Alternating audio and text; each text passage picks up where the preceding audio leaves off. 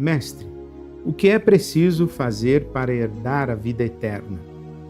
O que está escrito na lei? Respondeu Jesus. Como você a lê? Ele, então, o doutor da lei, respondeu: ame o Senhor, o seu Deus, de todo o seu coração, de toda a sua alma, de todas as suas forças e de todo o seu entendimento. E ame o seu próximo como a si mesmo. Disse-lhe Jesus: você respondeu corretamente. Faça isso e viverá. Mas ele, o mestre da lei, querendo justificar-se, perguntou a Jesus: e quem é o meu próximo? Em resposta, disse Jesus: um homem descia de Jerusalém para Jericó, quando caiu nas mãos de assaltantes. Estes lhe tiraram as roupas, espancaram-no e se foram, deixando-o quase morto. Aconteceu estar descendo pela mesma estrada um sacerdote. Quando ouviu o homem, passou pelo outro lado. E assim também um levita, quando chegou ao lugar e o viu, passou pelo outro lado. Mas um samaritano, estando de viagem, chegou onde se encontrava o homem e, quando o viu, teve piedade dele. Aproximou-se, enfaixou-lhe as feridas, derramando nelas vinho e óleo. Depois colocou-o sobre o seu próprio animal, levou-o para uma hospedaria e cuidou dele. No dia seguinte, deu 2 denários ao hospedeiro e lhe disse: cuide dele. Quando eu voltar, lhe pagarei todas as despesas que você tiver. Qual destes 3 você acha que foi o próximo do homem que caiu nas mãos dos assaltantes? Aquele que teve misericórdia dele, respondeu o doutor da lei.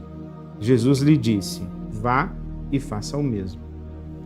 Desde o início do seu ministério, Jesus vem apresentando o reino de Deus. O reino de Deus como uma realidade presente na história, inaugurada por ele mesmo, Jesus. E vem desenvolvendo exemplos e conteúdos, deixando muito claro que o reino de Deus é um reino absolutamente distinto do reino de César, do Império Romano, deixando claro que o reino de Deus é absolutamente distinto do reino do homem. O homem, no caso, Adão, aquele que quer fazer a sua vontade acima de qualquer outra vontade, inclusive fazer a sua própria vontade acima da vontade de Deus. O reino de Deus é diferente. O reino de Deus é todo universal, o reino de Deus é inclusivo, o reino de Deus é abrangente. O reino de Deus traz para si todos aqueles que dele querem participar. Jesus, então, agora está num novo confronto com um doutor da lei que o está colocando à prova. Os doutores da lei de Israel perderam os cabelos com Jesus. Jesus curava no sábado, Jesus comia sem lavar as mãos, Jesus conversava com prostitutas, sentava na mesa dos pecadores, Jesus se dava aos publicanos, Jesus se relacionava com os estrangeiros, isto é, tudo que os religiosos de Israel, especialmente aqueles mais fundamentalistas, mais ortodoxos, não faziam, Jesus fazia. E mais do que isso, não apenas Jesus contrariava todas as expectativas e padrões de posturas, atitudes e comportamentos religiosos do judaísmo do seu tempo, mas o fazia reivindicando para si mesmo a identidade messiânica, dizendo: eu sou o Messias. Como quem diz: eu estou certo, vocês é quem estão errados. Aqui chega um doutor da lei para mais uma vez ter um confronto com Jesus. Lança a pergunta: o que devo fazer ou o que é preciso fazer para herdar a vida eterna? Essa pergunta está mais ou menos querendo dizer o seguinte: o que eu preciso fazer para participar desse reino de Deus, do reino do seu Pai? O que eu preciso fazer para participar do reino do Messias, quando o Messias assumir o controle, o poder definitivo? Jesus então responde: olha, está escrito na lei, você é mestre em Israel, não sabe? Você é doutor da lei, o que é que você sabe sobre isso? E ele então responde corretamente: ame a Deus acima de todas as coisas e ao próximo como a si mesmo. Jesus diz: então você sabe a resposta. Mas aquele homem, querendo justificar-se, diz assim: quem é o meu próximo? Aqui está uma grande incongruência desta compreensão de espiritualidade desse doutor da lei de Israel, que é acreditar ser possível cumprir o primeiro mandamento sem ter ideia de como cumprir o segundo mandamento. Se esses 2 mandamentos são, na verdade, um mandamento só, amar a Deus sobre todas as coisas e ao próximo como a si mesmo, Significa que eu, para amar a Deus, preciso amar o meu próximo. E se não sei quem é o meu próximo, portanto não o amo, porque eu desconheço, porque não me relaciono com ele, porque não sei quem ele é, como é que eu posso reivindicar amar a Deus? O apóstolo João, mais adiante, vai dizer o seguinte: você que diz que ama a Deus, a quem você não vê, e não ama o seu próximo, a quem você vê, é mentiroso. Porque como você pode amar a Deus sem amar ao próximo? Essa é a grande verdade do Evangelho de Jesus e da resposta de Jesus àquele homem contando a parábola do bom samaritano. O padre Antônio Vieira diz que na parábola do bom samaritano há 3 filosofias de vida.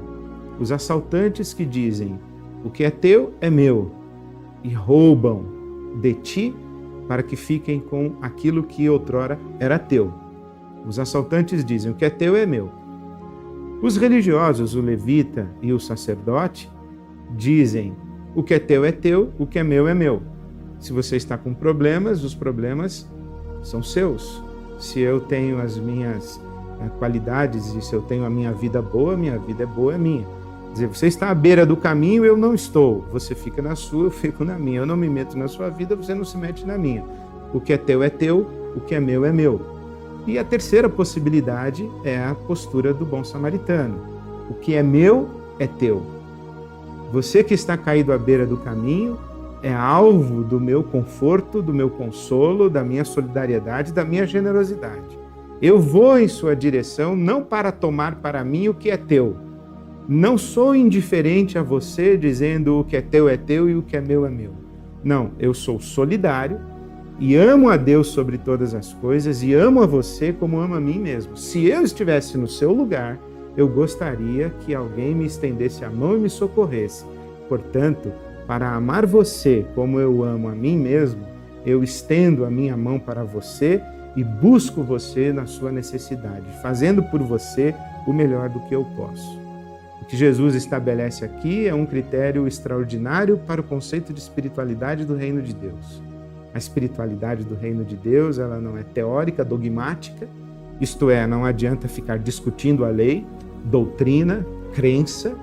A espiritualidade do reino de Deus, ela não é cerimonial, não é ritualista, porque Jesus deixa como vilões dessa história não apenas os assaltantes, mas também os religiosos indiferentes ao sofrimento humano. Por que aqueles religiosos não socorreram o homem caído à beira do caminho? Ele estava provavelmente ensanguentado, estava quase morto, ele estava machucado, de identidade desconhecida. Eles eram religiosos. Se tocassem alguém cerimonialmente impuro, alguém considerado pela lei impuro, eles se tornariam impuros e então seriam impedidos de cumprir os rituais da sua religião. Isto é, fizeram uma opção entre socorrer o homem moribundo e cumprir o ritual da minha religião. Eu escolho cumprir o ritual da minha religião e deixar o homem à beira do caminho. Jesus está dizendo: escolha errada. A espiritualidade do reino de Deus não é ritualista, cerimonialista, não é cumprir atividades religiosas.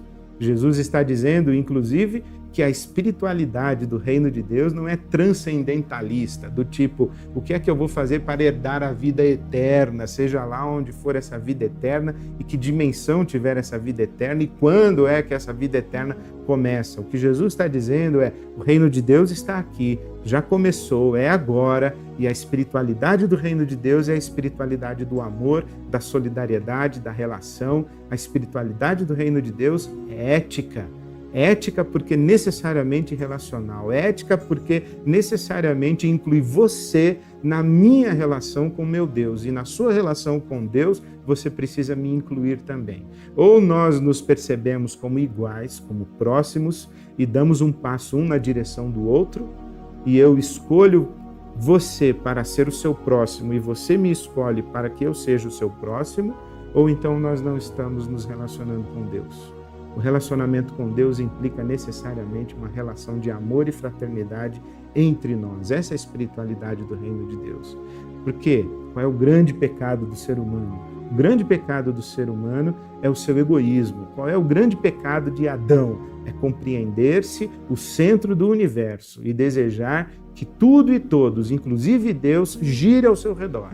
Adão é aquele que faz do seu ego, do seu eu, o valor máximo e absoluto. Isto é, ele fica igual a Lúcifer, fica igual a um demônio. Esse é o grande pecado do ser humano. Qual é a grande resposta da espiritualidade de Jesus e da espiritualidade do reino de Deus? Abrir mão do seu próprio ego e ser capaz de olhar para algum outro como mais importante ou como digno de atenção e cuidado, tanto quanto eu dou a mim mesmo. Veja que interessante, é possível que eu saiba todas as doutrinas do cristianismo, mas que continue sendo um egocêntrico, egoísta, indiferente à dor do meu próximo. É possível que eu cumpra todos os ritos da minha religião, que eu frequente a igreja, que eu participe da missa, do culto, seja lá do que for, mas continue sendo egoísta, egocêntrico e indiferente à dor do meu próximo. Mas não é possível que eu tenha amor por Deus e pelo meu próximo e seja indiferente à necessidade daquele que está me estendendo a mão em busca de socorro. E não é possível que eu viva essa espiritualidade de amar a Deus e amar ao próximo sem escolher me fazer próximo de quem está à beira do caminho. Esse é o Evangelho de Jesus. É simples assim. O Evangelho de Jesus exige um sair de si mesmo para ir na direção do outro. Por isso a pergunta do doutor da lei para Jesus foi equivocada. Não é quem é o meu próximo.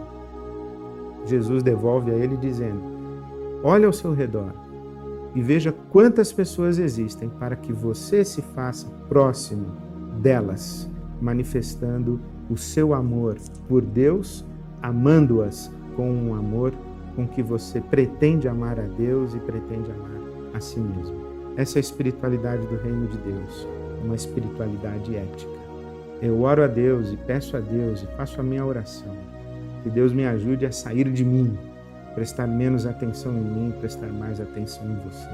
Ser menos egoísta e menos egocêntrico, mais solidário, mais generoso, mais cheio de compaixão, mais inclinado na direção do outro com um coração cheio de misericórdia.